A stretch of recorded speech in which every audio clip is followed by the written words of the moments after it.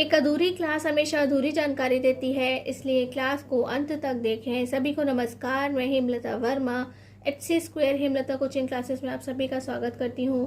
प्यारे बच्चों, last class में हमने पूरा डाइजेस्टिव सिस्टम यानी कि पाचन तंत्र को पढ़ लिया है और आज की इस क्लास में हम टीथ के बारे में पढ़ेंगे। तो प्यारे बच्चे, आप कहोगे कि हम ऑलरेडी माउथ वाली क्लास में इसे पढ़ चुके हैं, क्योंकि हमने वहाँ पर टीथ, टंग और सलाइवरी ग्लैंड्स को पढ़ा था, यानी कि दांत, जीभ और लार ग्रंथियों को पढ़ा था।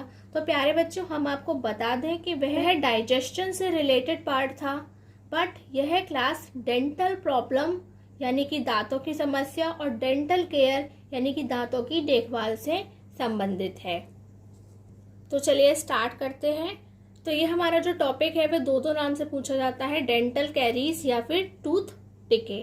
तो प्यारे बच्चों, हम आपको उसकी थ्योरी पढ़ाने से ज़्यादा पहले आपको उसके डायग्राम को ड्रॉ कराने में इंटरेस्टेड हैं। प्यारे बच्चों, हम एक रफली डायग्राम को ड्रॉ कर रहे हैं आपको समझाने के लिए। तो आप देखिए यहाँ पर कि हमारा जो दांत है वह कुछ इस तरीके का दिखाई देता है, कुछ इस तरीके का बाहर से हमें दिखाई देता है, ठीक है। और उसके अंदर क्या होते हैं, लेयर होते हैं, कुछ इस तरह से वहाँ पर लेयर्स बने हुए होते हैं। ये एक रफली डायग्राम है जो हम ड्रॉ कर रहे हैं। और यहाँ पर हैं जो हमारे गम्स के अंदर हमारे टीथ जो होते हैं वह फिट होते हैं, कुछ इस तरह से। और ये नीचे आगे ऐसे ही पड़े हुए होते हैं।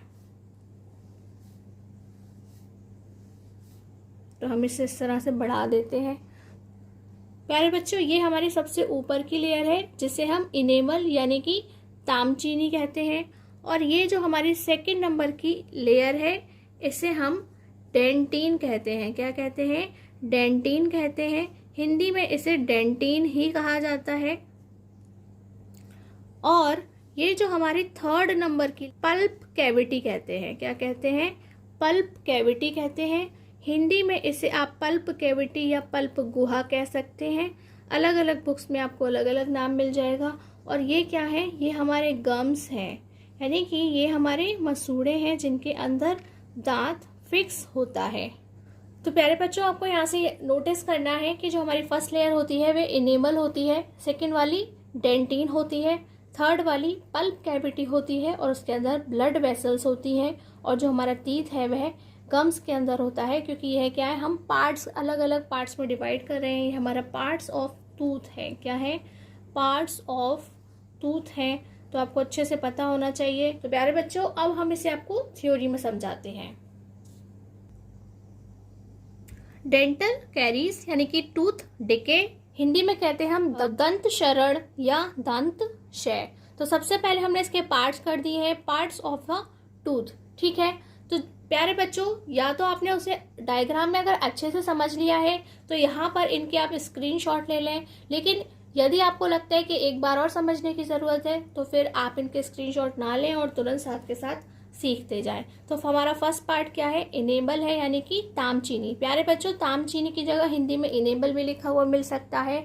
The tooth has hard outer covering called enable, यानी कि दांत के ऊपर जो सबसे बाहर की आउटर कवरिंग है हार्ड है। कैसी है? एकदम हार्ड है, स्ट्रॉन्ग सी है। वह क्या कहलाती है? हम उसे इनेमल कहते हैं। हिंदी में दांत में कठोर बाहरी आवरण होता है जिसे तामचीनी कहा जाता है। यानी कि आपको दांतों के ऊपर जो सबसे ऊपर की लेयर दिखाई देती है वही क्या है? तामचीनी है।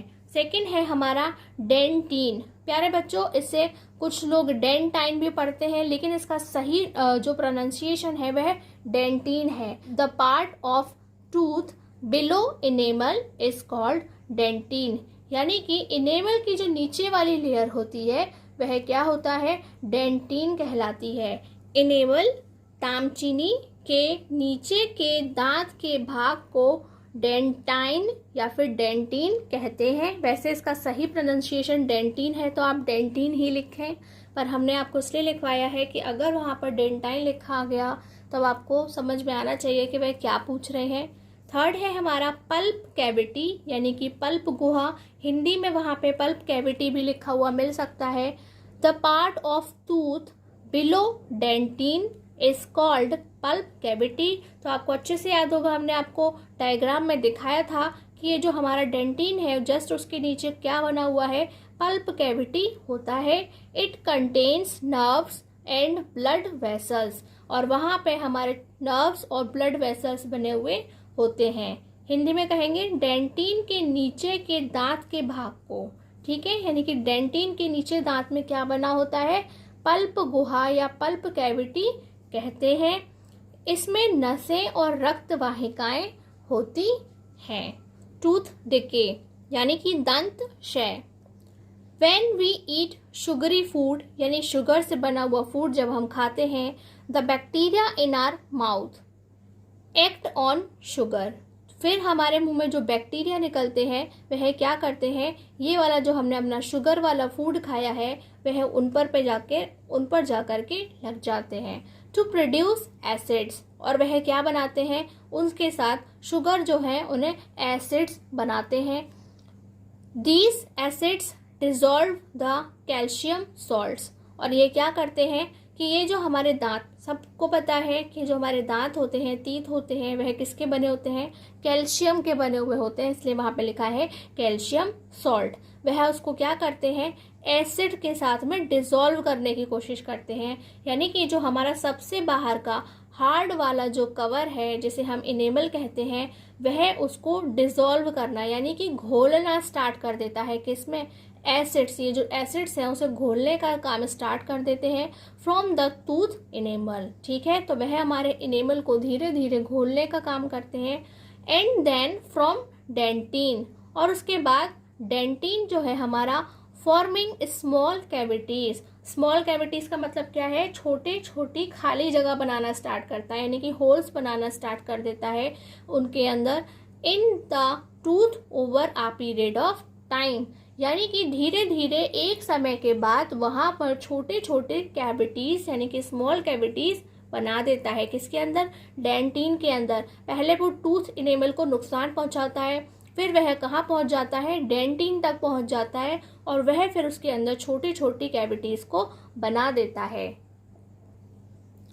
हिंदी में कहेंगे हम, जब हम मीठा खाना खाते हैं तो हमारे मुंह के जीवाणु चीनी पर अम्ल बनाने का काम करते हैं। तो प्यारे बच्चों, ये मीठे के साथ साथ याद रखिए चिपचिपा, क्योंकि चिपचिपा जो हमारा खाना होता है वह भी हमारे दांतों में जाकर के चिपक जाता है, यानी कि फूड पार्टिकल्स वहाँ पर लगे रह जाते हैं, और जब वह लगे रह जाएंगे तभी क्या आएंगे, बैक्टीरिया आएंगे। तो हमारे मुंह के जो जीवाणु है, प्यारे बच्चों, बैक्टीरिया और जीवाणु एक ही है, यानी कि बैक्टीरिया को ही हम जीवाणु कहते हैं। आप यहाँ पे बैक्टीरिया भी लिख सकते हैं। चीनी पर अम्ल बनाने का काम करते हैं, यानी कि बैक्टीरिया आए, मीठा भोजन देखा और उन्होंने वहाँ पे एसिड बनाने का काम शुरू कर देते हैं। ये अम्ल दांतों के इनेमल से कैल्शियम लवण को घोलते हैं, यानी कि हमारे इनेमल दांत के सबसे ऊपर की परत जिसे हम ताम चीनी कहते हैं, यह उसे धीरे धीरे घोलने का काम करते हैं। बाहर का कठोर आवरण है वह घुलता जाता है और कमजोर हो जाता है और एक दिन हट जाता है। फिर क्या होता है, फिर डेंटिन से धीरे धीरे दांतों में छोटी छोटी गुहा बन जाती है, यानी कि हम उसकी दूसरी लेयर पे पहुंच जाते हैं हमारे दांत की, जिसे हम डेंटिन कहते हैं, और वह वहां पर जाकर के छोटे छोटे छेद बना देता है, यानी कि उनमें भी वह खाली जगह कर देता है, उन्हें भी खत्म करता जाता है। Tooth decay begins when the pH value in the mouth falls below 5.5। तो प्यारे बच्चों, हमारे अलग अलग बॉडी पार्ट्स का जो पीएच बैलेंस होता है वह अलग अलग होता है, यानी कि वह कितना एसिडिक होता है या कितना बेसिक नेचर का होता है वह हमारे पीएच से पता चलता है। तो प्यारे बच्चों, ये हमारा पीएच क्या होता है या हमारा एसिड और बेस क्या होते हैं, यह आपको डिटेल में हमारे जो एसिड और बेस वाला चैप्टर है वहाँ पर पढ़ने को मिलेगा, तब आपको और भी ज़्यादा अच्छे से ये समझ में आ जाएगा। फिलहाल आपको यह समझना है कि जो पीएच वैल्यू है अगर वह 5.5 से कम हो जाती है तो वह क्या होगा, हमारा जो टूथ डिके का प्रॉब्लम स्टार्ट हो जाएगा। Formation of small cavities in the teeth due to the action of acid forming bacteria. तो प्यारे बच्चों, ये जो हमारी स्मॉल कैविटीज बनी है किस रीजन से बनी है? Action of acid forming bacteria, यानी कि उस बैक्टीरिया की वजह से बनी है जो क्या कर रहा है? एसिड से रिएक्शन करवा रहा है। और प्यारे बच्चों, अगर आप जानना चाहते हैं कि इस बैक्टीरिया का नाम क्या है तो हम आपको बता देते हैं। यहाँ पे ऐसे 2 बैक्टीरियाज होते हैं।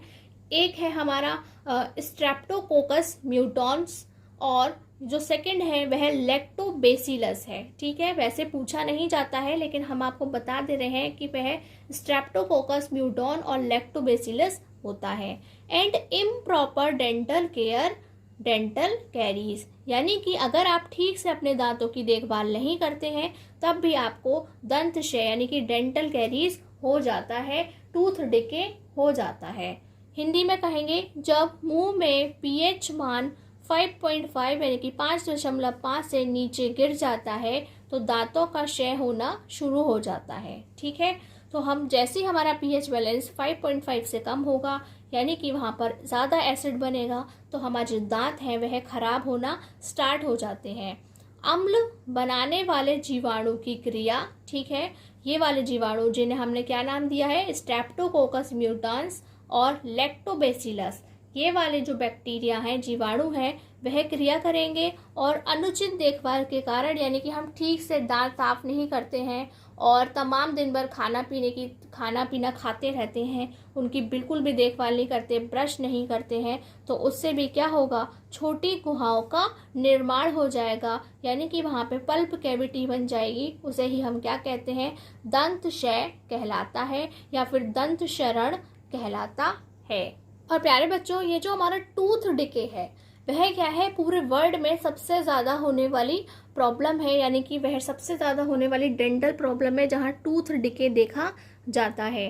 प्यारे बच्चों, ये जो टॉपिक है या तो आप उसे हेडिंग डाल के लिखें कि जो हमारा डेंटल प्लाक हेडिंग डाल के लिखें, या फिर अदरवाइज ये जो हमने यहाँ पे डेंटल प्लाक लिखा है आप इसे हाईलाइटर से हाईलाइट कर लें। If the teeth are not clean regularly, अगर हम रेगुलरली दांतों को साफ नहीं करते हैं, they become covered with the sticky yellowish layer, यानी स्टिकी मीन्स चिपचिपी, येलोइश यानी कि पीली सी दिखने वाली एक लेयर, किस चीज़ की? Of food particles and bacteria cells, यानी कि जो हम भोजन करते हैं यानी कि खाना खाते हैं उसके जो पार्टिकल्स लग जाते हैं और मुंह में जो बैक्टीरिया निकलते हैं इनको खाने वाले, यानी कि जो हमारे फूड पार्टिकल्स से बैक्टीरिया लग जाते हैं वह उनके सेल्स दोनों आपस में मिलकर के क्या करते हैं?